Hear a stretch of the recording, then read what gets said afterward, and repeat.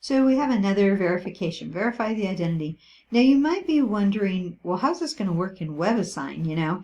So they do a couple things. One, sometimes they'll just say to simplify, they'll give you an expression and they want you to use identities to simplify it.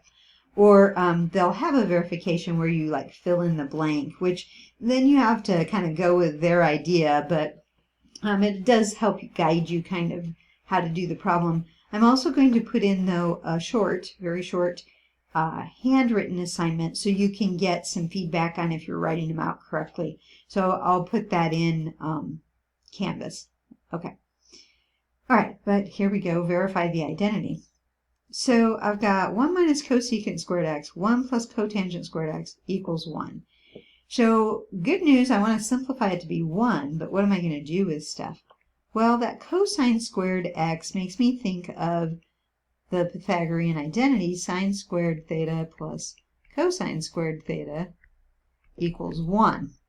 Now, if I subtract sine squared theta, if I subtract cosine squared theta, I get sine squared theta equals 1 minus cosine squared theta.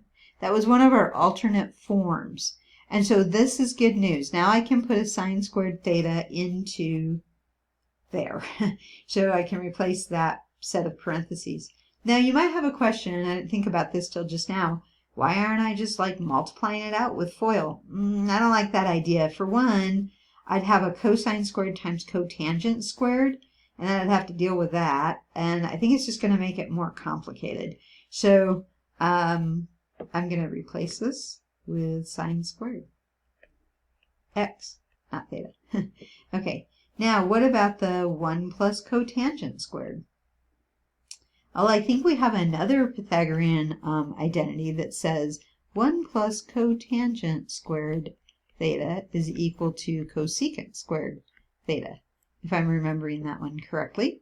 So if I'm not remembering it and I don't have my sheet handy, I could think about, well, if I divided everything by sine squared, would I get that? And I would. So that makes me feel better. I don't know if that works for you, but you could always find that yourself. Okay. So I'm getting 1 plus cotangent squared x is equal to cosecant squared x. Okay. Well, sine squared x, yeah, I'm just going to leave it sine squared x.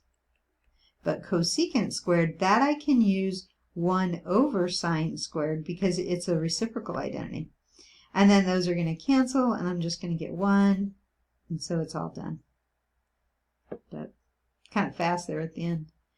Okay, so using that reciprocal identity, and remember, when you have cosecant theta equals 1 over sine theta, it also means cosecant squared theta equals 1 over sine squared theta.